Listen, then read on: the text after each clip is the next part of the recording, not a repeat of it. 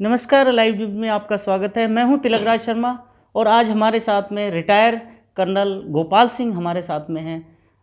इनसे हम चर्चा करेंगे देश की, किसान की। कर्नल साहब, पहले आपका लाइव न्यूज में स्वागत है। बहुत बहुत शुक्रिया। नमस्कार, प्रणाम, जय हिंद, जय जवान, जय किसान।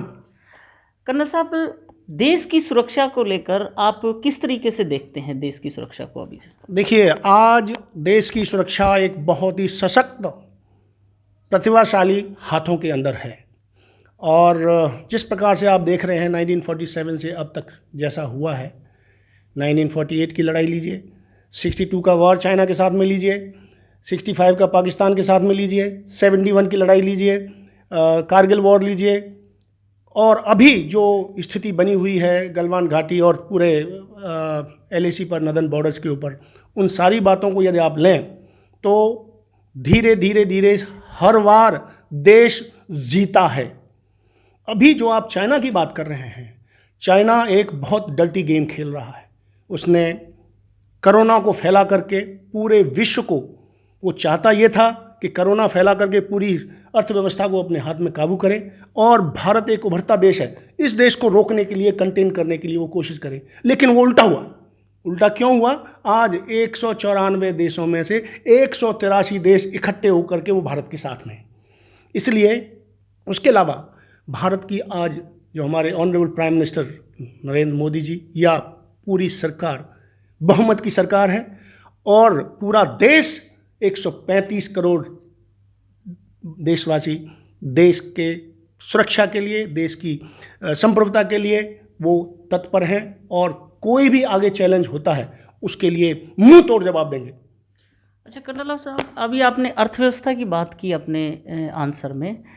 कहीं ना कहीं देश की अर्थव्यवस्था जो डगमगा सी गई है लॉकडाउन के बाद। सबसे पहले जो नोटबंदी हुई, उसके बाद GST लगी, और अब ये लॉकडाउन का जो नज़ारा आप देख रहे हैं इस देश के अंदर, कहीं ना कहीं अर्थव्यवस्था के जो आंकड़े आ रहे हैं इकोनॉमी के, वो बड़े भयावह आ रहे हैं। और इसी के साथ जुड़ा हुआ सवाल ये है कि रोजगार के लिए जो अवसर बहुत कम है, युवा बेरोजगार होते जा रहे हैं। इस पे क्या कहना चाहेंगे सरकार? देखिए, दो चीज़ें हैं। एक तो यदि मैं अपोजिशन की तरफ से देखूं तो उन्होंने तो हर चीज़ में मीन मेख निकालनी होती है। आज पूरे विश्व की अर्थव्यवस्था डगमगाई हुई है। जो भी मोस्ट पावरफुल देश हैं, जर्मनी है, अमेरिका है, ब्रिटेन है, फ्रांस है, उनकी अर्थव्यवस्था इतनी बिगड़ी हुई है, लेकिन आपके देश की अर्थव्यवस्था उनसे ज़्यादा बिगड़ी हुई नहीं है इस स्थिति में। और जिस प्रकार से इन्होंने नोटबंदी के समय पर जो लोगों के अंदर छुपा हुआ माल था वो सारा बाहर निकल करके आ गया बिलों में छुपा हुआ, और उससे काफ़ी परिवर्तन आया। रही बात कि युवाओं के लिए नौकरियां देना, उनको देना, आज जो लोगों को नौकरी गई थी इस दौरान में, वो आज वो एंटरप्रेन्योर बने हैं। जो लोग नौकरी करते थे वो नौकरी देने वाले बने हैं। ये इस सरकार ने इतने बड़े उपलब्धियां दी हैं, लोगों के लिए लोन दे करके, लोगों को प्रोत्साहित करके, उनको एंटरप्रेन्योर बना करके, और इससे जो है आगे आने वाले समय में ज़्यादा से ज़्यादा यानी नौकरियां मिलेंगी। सभी चाहते हैं कि यानी गवर्नमेंट सर्विस, मेरे भाई गवर्नमेंट सर्विस तो उतनी लिमिटेड है, वही रहेंगी, लेकिन उसके अलावा इंफ्रास्ट्रक्चर डेवलपमेंट लीजिए आप, एयरपोर्ट्स लीजिए, roads and world class things are being developed now. ये रेलवेज लीजिए आप, सागरमाला प्रोजेक्ट लीजिए आप, गंगा क्लीनिंग प्रोग्राम लीजिए, कहाँ कहाँ नहीं जो है युवाओं को और लोगों को नौकरियां और वो चीज़ मिल रही हैं। तो पहले तो यदि हमारा टैक्स का पैसा किसी उसके पास जाता था जिसको हम माइनॉरिटी कहते थे, आज वो पैसा सही जगह जा रहा है। लोग तो कहेंगे कि अर्थव्यवस्था ये है, अर्थव्यवस्था ये है, लेकिन अर्थव्यवस्था के देखिए, स्टॉक मार्केट जो फरवरी में था आज उससे 100 अंक ऊपर है। इसका मतलब हमारी कंपनियों के अंदर कोई कमी नहीं है। और उस तरीके से यदि सरकार ने 1,70,000 करोड़ का पैकेज दिया, दूसरा 20 लाख करोड़ का आगे आने वाले समय के लिए, और 5 ट्रिलियन इकोनॉमी के लिए जो मोदी जी कह रहे हैं वो करके दिखाएंगे। कर्नल साहब, एक जो बड़ा सवाल निकल के आ रहा है, हम फरीदाबाद से हैं और फरीदाबाद बड़े अच्छे से आप परिचित हैं। फरीदाबाद की इंडस्ट्री के अंदर आपने भी समाचार पढ़े होंगे और हम लोग भी दिखा रहे हैं इस चीज़ को कि कंपनियों के दरवाज़ों पे ताले पड़ रहे हैं और एक नया दिल्ली एनसीआर के अंदर और बड़ा संकट आ गया है कि एक ग्रैप लागू किया है पोल्यूशन को देख के। उन कंपनियों के जनरेटर बंद करा दिए गए हैं और वो कंपनी अभी कोविड से नहीं निकली थी और ये ग्रैप के कारण उनकी कहानी और ज़्यादा खराब होती जा रही है। इस पर क्या कहना? देखिए, आपकी बात से मैं सहमत हूँ। सरकार को इसके बारे में ध्यान करना चाहिए, क्योंकि देखिए, मैं एक सोसाइटी में रहता हूँ।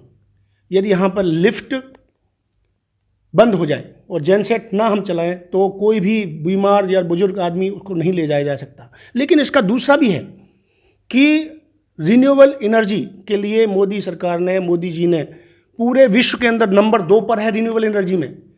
ये कंपनियां रिन्यूएबल एनर्जी की तरफ थोड़ा ध्यान दें, लगाएं सौर ऊर्जा के लिए जो यंत्र जो जितने वर्ग भी हैं। उनसे क्या होगा, इनकी जो एक तो खर्चा कम होगा, और खर्चा कम होगा तो इनकी प्रॉफिटेबिलिटी बढ़ेगी और जो अर्थव्यवस्था में इसके लिए बहुत बड़े उपलब्धि प्राप्त होगी। लेकिन करना यह है कि बस हमने जो है मीन मेख निकालना है सरकार की बातों में। सरकार की बातों में मीन मेख निकालने से पहले आंतरिक मन से भी तो सोचने की ज़रूरत है कि हम क्या कर सकते हैं इस देश के लिए, अपने लिए। या हम अपने लिए करेंगे तो देश के लिए करेंगे, जब देश के लिए करेंगे तो पूरे विश्व के लिए करेंगे। उसकी तरफ हम थोड़ा कम सोचते हैं और मीन मेख निकालना या अपोजिशन वाली बातें करना वो शायद कहीं तक उचित नहीं है। अच्छा, मेरा एक सवाल, जो बड़ा मुद्दा देश के अंदर चल रहा है अभी, आप किसान यूनियन से भी जुड़े हुए हैं, मुझे जहाँ तक पता लगा है। जनरल सेक्रेटरी हैं आप, राष्ट्रीय किसान प्रदेश का अध्यक्ष हूँ। हाँ, प्रदेश के अध्यक्ष हैं आप। इस प्रदेश के अंदर सबसे ज़्यादा विरोध किसान बिल का किसान कर रहे हैं। पंजाब के बाद दूसरा स्थान हमारा है विरोध करने में। और कहीं ना कहीं सरकार एमएसपी को लेकर अपने पॉइंट के ऊपर डटी हुई है कि हम उसको देंगे एमएसपी किसान को, लेकिन उस बिल के अंदर अमेंडमेंट क्यों नहीं करना चाह रही है? ये क्या कारण? देखिए, ये 2013 में जब कांग्रेस की सरकार थी, पार्लियामेंट के अंदर कपिल सिब्बल साहब ने बड़े बड़े शब्दों में दहाड़ मार मार करके कहा था कि हम ये बिल लेकर के आएंगे, ठीक है। और उसके अंदर जो पॉइंट्स थे, सारे पॉइंट इस सरकार ने यानी बिल पास करके किए हैं। और इससे आप किसान की हम बात करते हैं, मैं किसान का बेटा हूं, मैंने खुद जो है किसान का काम किया है, फिर जवान बना और आकर के फिर किसानी कर रहा हूं। लेकिन जो किसान के लिए सहूलियतें मिलनी चाहिए, 12 ऐसी सरकार की योजनाएं हैं, उनके बारे में कोई भी अपोजिशन वाला एक भी किसान के लिए मदद करके बताई हो तो मुझे इस बात की गारंटी लेता हूँ। उसके लिए कोई नहीं करता सिर्फ यह है कि भाई किसी तरीके से किसान को आगे बढ़ा करके कंधे पर रख करके आप पॉलिटिशियन बन जाइए और एमपी एमएलए बनिए। ये बहुत ज़्यादा चल रहा है। बशर्त रही बात कि आप उसमें जो अमेंडमेंट की बात कर रहे हैं, सरकार समझती है, पार्लियामेंट में डिस्कस भी हुआ है, यदि वो ज़रूरत उचित समझेंगे, किसान के हित की सरकार है, जवानों के हित की सरकार है, देश के हित की सरकार है, वसुधैव कुटुंबकम की भावना है इस इस सरकार के अंदर। पहले से लीजिए, अभी से लीजिए और आगे तक ये होगा। यदि कहीं त्रुटि भी है तो मैं भी अनुरोध करूंगा कि सरकार जो है उसके ऊपर संज्ञान ले और उसको अमेंडमेंट यदि ज़रूरत पड़े तो ज़रूर करें। अच्छा, कर्नल साहब, पूर्व सैनिक हैं और पूर्व सैनिक की संस्था से भी आप जुड़े हुए हैं। पूर्व सैनिकों को भी कुछ मांगे चल रही हैं सरकार से, तो उसमें क्या कहना चाहेंगे कि सरकार वहाँ कहाँ स्टैंड ले रही है? देखिए, मैं 2 चीज़ें कहूँगा यहाँ पे। एक तो हमारा OROP का जो कहानी थी वो सितंबर 2013 में जब पहली रैली हुई थी, उसमें हमने यहाँ पूरा फरीदाबाद लेकर के हम गए थे अपनी बसों में, और वो रैली कामयाब हुई और सारे पूर्व सैनिकों ने फुल जो 1973 की कहानी जो कांग्रेस ने हमारी वो ले ली थी, उसको जो है उन्होंने दिया, 35,000 करोड़ रुपए का सैंक्शन करके OROP मंजूर किया। अभी उसमें छोटी सी बातें रुकी पड़ी हैं और मैं कहना चाहता हूं कि जो हमारे एजिटेशन वाले, मैं भी पार्ट रहा हूं एजिटेशन का, 1.5 साल मैंने खड़ा रहा, लेकिन एक लिमिट होती है एजिटेशन करने की। उस एजिटेशन को एक समय पर ख़त्म करना चाहिए। मैं खिलाफ नहीं हूँ किसी के, लेकिन इतना भी मैं कहना चाहूँगा कि एक लिमिट होती है एजिटेशन करने के बाद में उसको ख़त्म करना चाहिए। अभी क्योंकि मैं यानी इस व्यवस्था में हूँ इस वक्त, मैं ये कह सकता हूँ अपनी तरफ से एक इंडिविजुअल रूप में कि ये थोड़ी सी बात है, जिस दिन मोदी जी चाहेंगे उस दिन उसको कर देंगे। रही बात, दूसरी बात, एक दूसरे हमारे जो विघटनकारी तत्व हैं हमारे देश के अंदर, उनको चाहे वो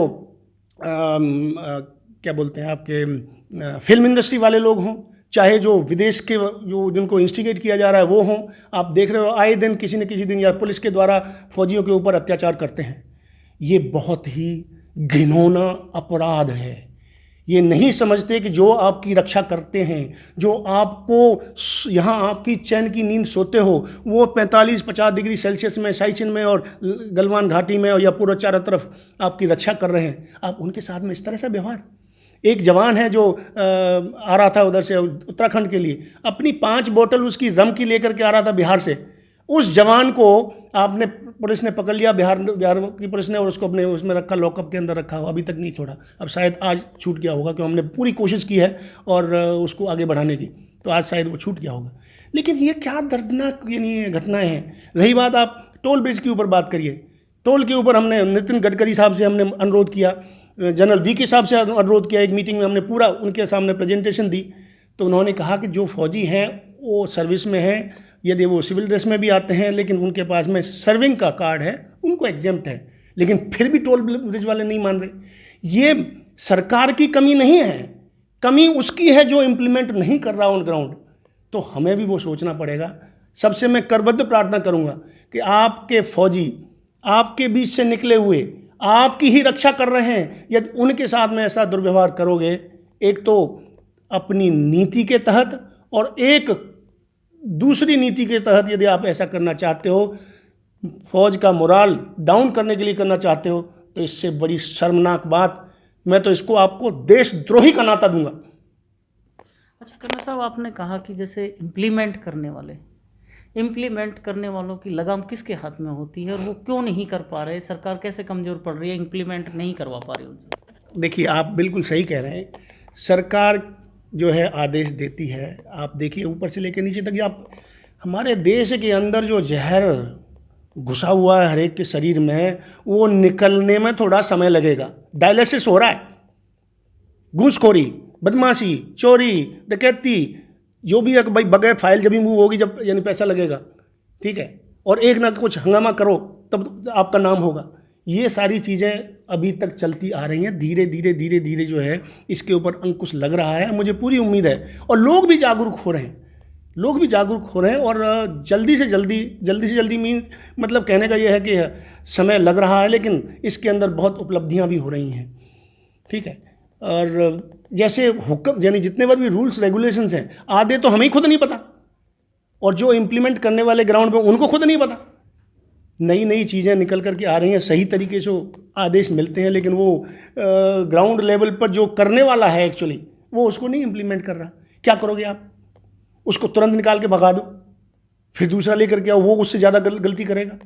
तो ये थोड़ा सिस्टमेटिकली काम चल रहा है। होपफुली, मुझे पूरी उम्मीद है, मैं विश्वास करता हूँ संस्थाओं के ऊपर, मैं विश्वास करता हूँ अपनी पॉलिटी के ऊपर, मैं विश्वास करता हूँ अपनी जनता के ऊपर, मैं विश्वास करता हूँ पूरे देशवासियों के ऊपर, और मैं अपनी तरफ से करबद्ध प्रार्थना भी करता हूँ कि आप सभी मिलजुल करके देश की अर्थव्यवस्था में, देश की सुरक्षा में, देश के लिए आगे बढ़ने में, अपने युवाओं को शिक्षित करने में आगे योगदान दें, और जिससे कि देश ज़्यादा से ज़्यादा तरक्की करे और आपका नाम पूरे विश्व में हो।